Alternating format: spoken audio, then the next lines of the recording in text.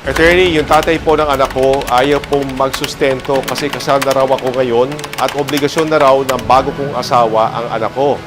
Pero nagde-demand pa rin siya na hiramin ang anak namin. Ano po ang maaari kong gawin? Mag-file ka ng petition para sa child support sa korte kung saan kayo nakatira. Pananagutan ng magulang na suportahan ang batang anak, kasal man ang mga magulang o hindi. Hindi dahilan na kasal ka sa iba para takasan ang pananagutang ito. Hindi naman magulang ng anak mo ang panibago mong asawa. Pwede rin mag-file ng criminal case para sa paglabag ng anti-vowsy law dahil economic abuse ang hindi magbigay ng child support. Kapag nahatulang may sala, mabibilanggo at pagbubultahin ang akusado.